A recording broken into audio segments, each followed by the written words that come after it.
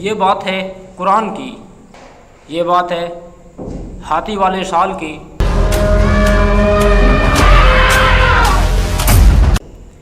ये बात है उस इंसान की जिसने अल्लाह के घर काबा को गिराने का इरादा कर लिया। कितना खूबसूरत है मेरा कलीसा, अब पता चलेगा दुनिया को मैं हूँ अब्राहा यमन का हाकिम, और मेरा ये गिरदा घर छीन लेगा मक्का वालों के पैरों की जमीन। ये होगा अब नया काबा। ये बात है सूरह फील की। अलम तरा कैफ फ़अल रब्बुक बिअस्हाबिल फील। ये तो सब जानते हैं कि अल्लाह ने हाथी वालों के साथ क्या किया। क्या तुमने नहीं देखा कि तुम्हारे परवरदिगार ने हाथी वालों के साथ क्या किया? लेकिन ये कोई नहीं जानता क्यों किया।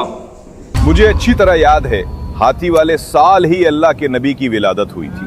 कौन भूल सकता है वो साल। उस हाथी वाले का नाम अब्राहा था। कौन था वो अब्राहा जो अल्लाह का घर काबा को गिराना चाहता था। ईसा मसीह के इस कलीसे की चमक के आगे भूल जाएंगे सब अल्लाह के उस घर को। बिल्कुल मेरे हुजूर, कहाँ वो मिट्टी का काबा और कहाँ हमारा ये खूबसूरत कलीसा। सूरह फील मक्का में इसलिए नाजिल हुई ताकि कुरैश को ये एहसास दिलाया जा सके कि जिस नबी आप सल्लल्लाहु तआला अलैहि वसल्लम की मुखालफत कर रहे हैं वो अल्लाह का पैगाम दे रहे हैं। मोहम्मद का पैगाम लोगों में फैल रहा है, लोग एक एक करके उन पर ईमान ला रहे हैं। तुम क्या कहते हो इस बारे में? मान लो कि मोहम्मद सच्चे हैं, लेकिन फिर भी हमें उन्हें रोकना ही होगा। ये बात है सन 570 की। अभी नबी पाक आप सल्लल्लाहु तआला अलैहि वसल्लम की विलादत नहीं हुई थी। यमन का हाकिम बहुत खुश था। उसने शहर में एक किरसन कलीसा बनवाया था। उसे ये उम्मीद थी कि अब लोग मक्का नहीं जाएंगे बल्कि उसके कलीचे का तवाफ करेंगे। देखना अब्जार, ये गिरजाघर यमन की नई तकदीर लिखेगा। वक्त बीतता रहा लेकिन काबे की शान में कोई कमी नहीं आई। हर दिन न जाने कितने काफिले मक्का की गलियों में दाखिल होते थे। ये सभी लोग काबे का तवाफ करने और कुछ लोग अपने बुतों को चढ़ावा चढ़ाने जाते थे। हर गुजरते दिन के साथ साथ अब्राहा का गुस्सा बढ़ता जा रहा था। उसकी हर एक कोशिश नाकाम हो गई थी। समझ नहीं आता अब्जार, लोग उस मिट्टी के घर की तरफ क्यों जा रहे हैं? मैं खुद हैरान हूँ हुजूर। उसके कलीचे पर नजर तो हर एक इंसान की जाती मगर दिल तो काबा की तरफ माइल था। फैजान देखो जरा कितना खूबसूरत गिरजाघर है। अब चलो कहीं मक्का पहुंचने में देर ना हो जाए। फिर कुछ दिनों बाद अब्राहा गुस्से से बोला, अब्जार जी मेरे हुजूर। काबा को मिटाना होगा। जब तक वो काबा रहेगा हमारा कलीसा कभी मशहूर नहीं होगा। लेकिन एक वजह चाहिए। वजह भी मिल जाएगी अब्सार, वजह भी मिल जाएगी। और कुछ दिनों बाद हमला करने की वजह भी मिल गई। मक्का के कुछ नौजवानों को ये बात पता चल गई थी कि अब्राहा यमन को एक बिजनेस सेंटर बनाना चाहता है और इसी वजह से मक्का के कुछ लोगों ने उसको कलीचे को बर्बाद करने का इरादा कर लिया। तो ये है वो इमारत, कितनी खूबसूरत है। आज के बाद नहीं रहेगी। चलो जल्दी करो, तुम उस तरफ लगाओ। देखते ही देखते वो खूबसूरत कलीचा आग के शोलों में बदल गया। वो खूबसूरत इमारत राख हो गई। जब अब्राहा को इस बात का पता चला तो अब्राहा गुस्से में बोला, मेरा कलीसा, मेरा कलीसा। अब्जार, ये सिर्फ कलीसिया नहीं जलाया गया है, ये मेरी शान, मेरा नाम, मेरा फख्र सब कुछ जलाया गया है। कौन था जिसने ये जुर्रत की? मैं उसे बर्बाद कर दूंगा। मेरा कलीसा। कुछ लोग यह भी कहते हैं कि कुछ लोगों ने कलीचे को नापाक कर दिया था। अब्राहा इसी बात को वजह बनाकर लोगों की फौज लेकर मक्का पहुंचा वो सब लोग दौलत और ताकत के नशे में अल्लाह के घर को बर्बाद करने के लिए तैयार थे। आ गया है खुदावंद अब्राहा के लिए जान देने का। क्या तुम तैयार हो? और जब अब्राहा की फौज मक्का के करीब पहुंची तो मक्का वालों के होश उड़ गए। मक्का में अफरा तफरी का माहौल बन गया। चलो आगे बढ़ो।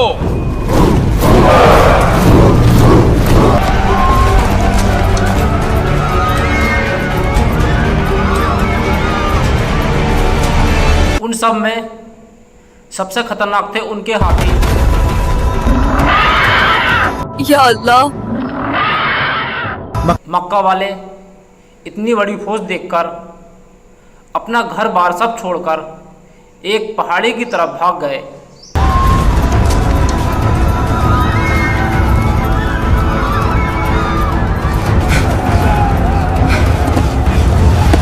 हम मुट्ठी भर लोग इतनी बड़ी फौज का सामना कैसे करेंगे?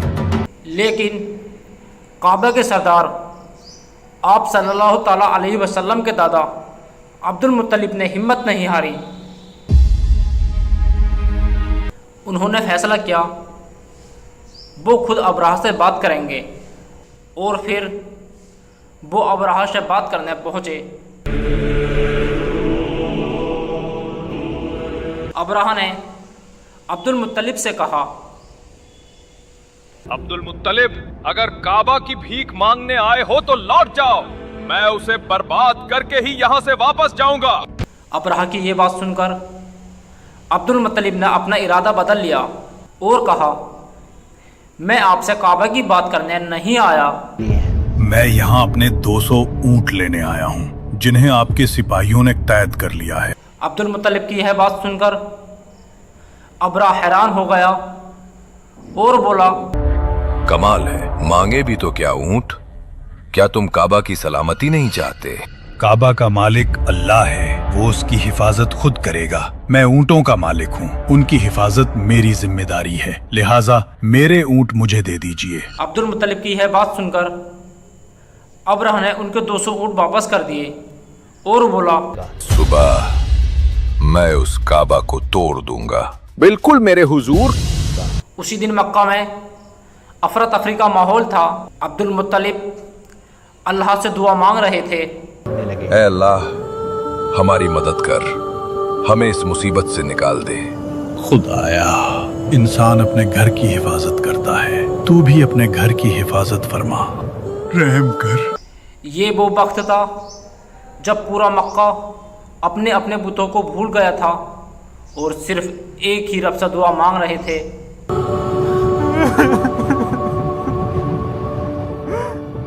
और फिर अल्लाह का घर काबा को अल्लाह के हवाले कर दिया और सभी लोग पहाड़ों पर चले गए।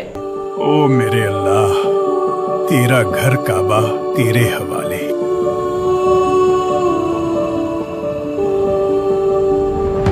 दूसरी तरफ अब्राहा अपनी फौज लेकर काबा की तरफ चल दिया और अब्राहा के सिपाही बोले, खत्म कर दो।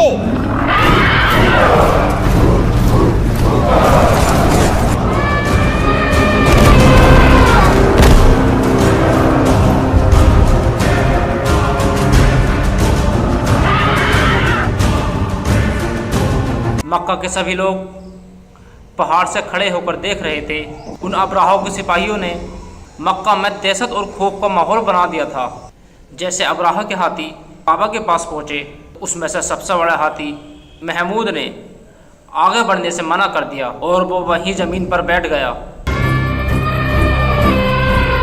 लाख कोशिशों के बाद भी वो हाथी आगे नहीं बढ़ा। देखते ही देखते उन हजारों हाथियों में से कोई भी हाथी आगे नहीं बढ़ा, बल्कि उन हाथियों ने अपने ही सिपाहियों को कुचलना शुरू कर दिया।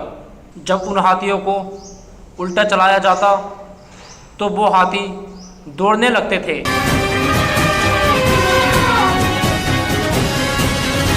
उन हाथियों को जब काबा की तरफ चलाया जाता, वो हाथी आगे नहीं बढ़ते, जमीन पर ही बैठ जाते थे। और फिर अल्लाह का करिश्मा हुआ, लोग हैरान रह गए। बाबा, वो देखिए आसमान की तरफ।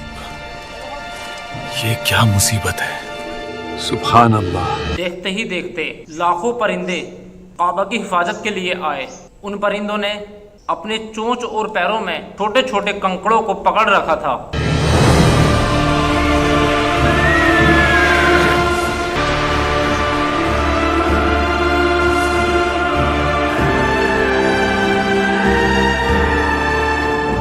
फिर उन परिंदों ने अपने चोंच और पैरों से छोटे छोटे कंकड़ों को एक साथ जमीन पर छोड़ दिया।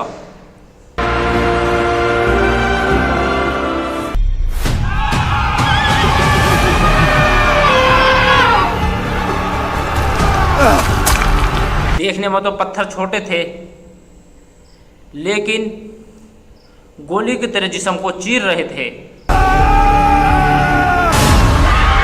अब्राहा की फौज के हजारों लाखों लोग उन पत्थरों से मारे गए। मंजर देखकर मक्का के सभी लोग खुशी से झूम उठे।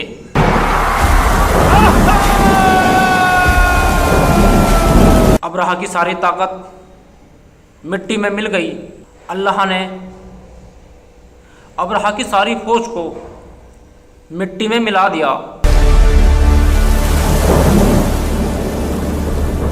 इस तरह की अल्लाह ने काबा की हिफाजत। ये थी हाथी वाले साल की पूरी स्टोरी। इसी के साथ साथ मैं आपको एक बात और बताते हुए जाता हूँ कि आप सल्लल्लाहु ताला अलैहि वसल्लम की विलादत इस वाक़े के 50 दिन बाद हुई थी।